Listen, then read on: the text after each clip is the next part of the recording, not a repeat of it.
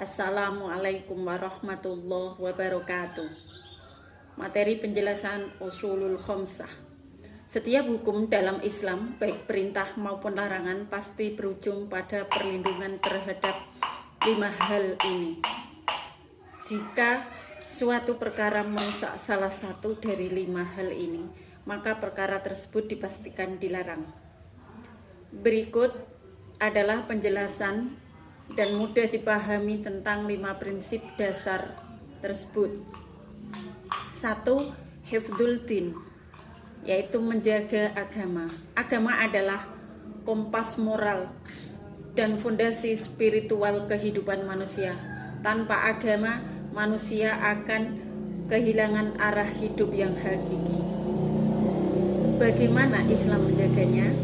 Dari sisi positif, diwajibkannya sholat, puasa, zakat, dan ibadah lainnya agar iman tetap menyala. Dari sisi negatif, perlindungan, larangan berbuat syirik atau menyekutukan Allah, dan larangan memaksakan agama kepada orang lain. Tidak ada paksaan dalam menganut agama. Yang kedua, hifdun nafs, atau menjaga jiwa atau nyawa. Islam sangat menghargai kehidupan. Nyawa seorang manusia begitu berharga. Bahkan membunuh satu orang tanpa alasan yang benar diibaratkan seperti membunuh seluruh umat manusia. Bagaimana Islam menjaganya? Dari sisi positif, diwajibkannya makan makanan bergizi atau halal dan thayyib, berobat saat sakit, dan menjaga keselamatan diri. Dari sisi negatif, adanya hukum qisas, hukum setimpal bagi pembunuh untuk memberi efek jera, serta larangan keras melakukan bunuh diri atau membunuh orang lain. Ketiga, hifdzul aql, menjaga akal. Akal adalah anugerah terbesar yang membedakan manusia dengan hewan. Dengan akal, manusia bisa berinovasi, belajar, dan membedakan mana yang baik dan buruk. Oleh karena itu, akal harus diproteksi total. Bagaimana Islam menjaganya?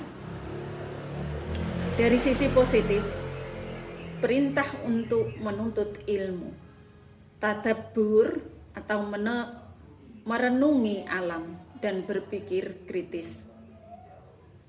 Dari sisi negatif, larangan keras mengonsumsi khamr atau alkohol, narkoba, atau segala hal yang bisa merusak, memabukkan, dan menghilangkan kesadaran akal. Yang keempat, hifdzun nafs, menjaga keturunan atau kehormatan. Prinsip ini bertujuan untuk menjaga kelestarian umat manusia, kesucian nasab atau silsilah keluarga, serta kehormatan diri dan sosial. Tanpa prinsip ini, tatanan sosial akan hancur dan kacau. Bagaimana Islam menjaganya? Dari sisi positif, dianjurkan pernikahan yang sah untuk membangun keluarga yang sakinah, mawaddah, dan warahmah. Dari sisi negatif, larangan keras perzinaan, tuduhan palsu terkait kehormatan atau qadzaf, dan penyimpangan seksual yang merusak sistem keturunan. Yang kelima, hifdzul mal, atau menjaga harta. Harta adalah sarana untuk bertahan hidup dan beribadah. Islam tidak melarang orang menjadi kaya, justru Islam mengatur agar perputaran harta tersebut secara adil dan tidak ada pihak yang dizalimi.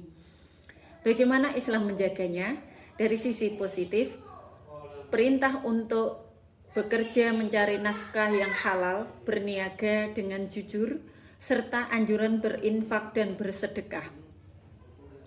Dari sisi negatif, larangan mencuri, merampok, korupsi, riba, menipu dalam jual beli, dan memakan harta orang lain dengan cara yang batil.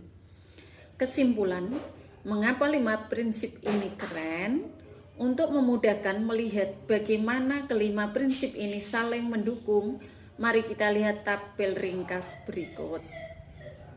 Prinsip dasar agama atau ad-din, fokus utamanya adalah integritas spiritual.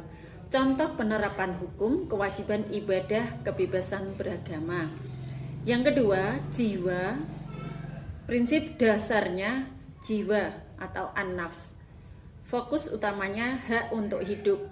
Contoh penerapan hukum, larangan membunuh, kewajiban menjaga kesehatan.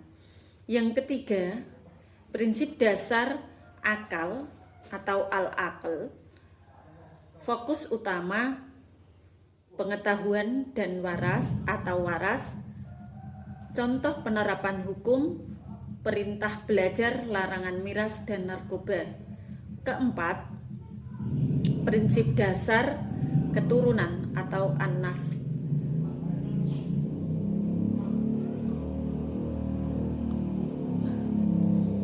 Keluarga atau kehormatan, syariat pernikahan atau larangan zina.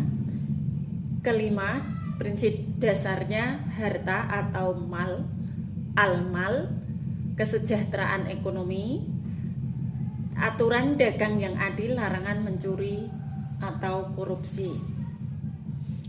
Kelima prinsip ini bersifat universal, artinya esensi dari al-usulul khamsah ini sebenarnya diakui oleh seluruh hukum beradab di dunia, karena kelimanya adalah hak asasi manusia yang paling mendasar untuk menciptakan kehidupan yang damai, aman, dan sejahtera.